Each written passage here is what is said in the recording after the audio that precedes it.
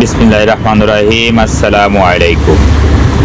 প্রিয় ফেসবুক বন্ধুরা, আপনারা ছবিতে দেখতে পাচ্ছেন যে সুপ্রিম কোর্টের আইনজীবী অ্যাডভোকেট আব্দুস সাত্তার পালোয়ান, কমলনগর উপজেলা নির্বাহী কর্মকর্তা সুচিচন্দ্র দাস, মৎস্য অফিসার তুর্য সাহা, পানি উন্নয়ন বোর্ডের ইমতিয়াজ সাহেব সহ একদল উদীয়মান তরুণ স্বেচ্ছাসেবক, তাদের হাতে যেটা দেখতে পাচ্ছেন এটা নেট।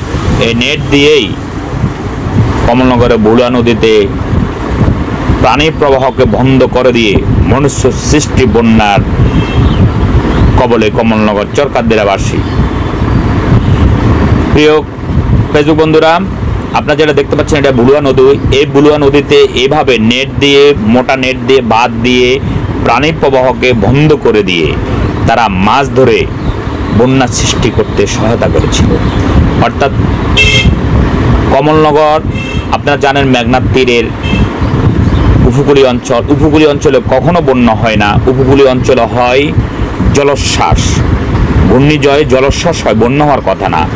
বন্যা যেটা হবে সেটা হবে এই কোনো পাহাড়ি অঞ্চল থেকে বন্যা হবে। বন্যা হবে কোত্থেকে? কোনো সমতল যেখানে পানি যাওয়ার জায়গা নাই, কিন্তু উপকূলীয় অঞ্চলে বন্যা। এটা ইতিহাস রেকর্ড করা মনুষ্য সৃষ্টি বন্যা।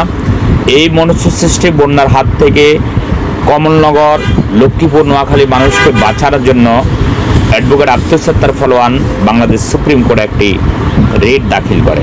সেই রিটের আলোকে সুপ্রিম কোর্ট নির্দেশ প্রদান করে লক্ষ্মীপুর এবং নোয়াখালী জেলার ডিসিকে যে 10 দিনের ভিতরে কার্যকর পদক্ষেপ নেওয়ার জন্য।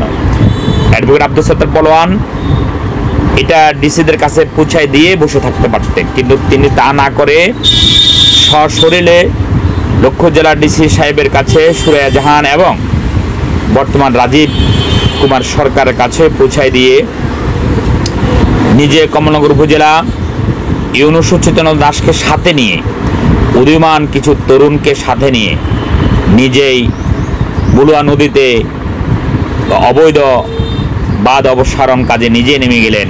আর আপনারা অবশ্যই দেখতে পাচ্ছেন যে নেট দিয়েছে, মোটা নেট, নেটের শ্যাওলা পড়ে, নেট অত্যন্ত একদম পুরো হয়ে নেটে পানি প্রবাহকে বন্ধ, অর্থাৎ এই নেট দিয়ে এক সরিষা পরিমাণ পানি সরবে না কোনো মতেই। এবং আপনারা দেখতে পাচ্ছেন এই বাঁধ অপসারণ পরে পানির স্রোত বেড়ে গেছে, অর্থাৎ আগে এখানে কোনো স্রোত ছিল না, পানি বসা ছিল। দীর্ঘ 2 মাস কমলনগর চরকাদ্দিরা মানুষ পানিবন্দী। আমার মা বোনেরা প্রকৃতির ডাকে সাড়া দিতে পারত না, কি করুণ অবস্থা ছিল। এই করুণ অবস্থায় বাংলাদেশের প্রত্যন্ত অঞ্চল থেকে সরকারি বেসরকারি স্বেচ্ছাসেবী ভাইরা যথেষ্ট ত্রাণ দিয়েছে, কিন্তু মানুষের একটি হাহাকার ছিল যে আমরা ত্রাণ চাই না, আমরা পানি অপসারণ চাই।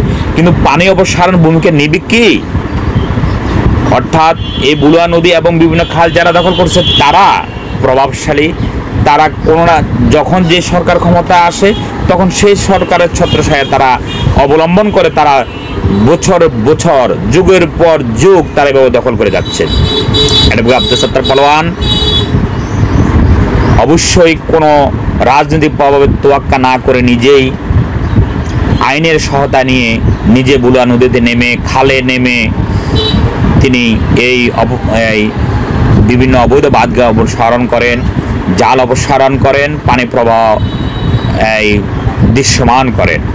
অবশ্যই কিছু ভাই এটা নিয়ে সমালোচনা করেন যে উনি ত্রাণ দেন নাই। ত্রাণ দিলে ভাই উনি 1000 লোককে ত্রাণ দিতে পারতেন, কিন্তু উনি কমলনগর রামগতির প্রায় 5 লক্ষ মানুষকে মনুষ্য সৃষ্টির বন্যার হাত থেকে রক্ষা করার জন্য 2 সপ্তাহ নিজের পেশাকে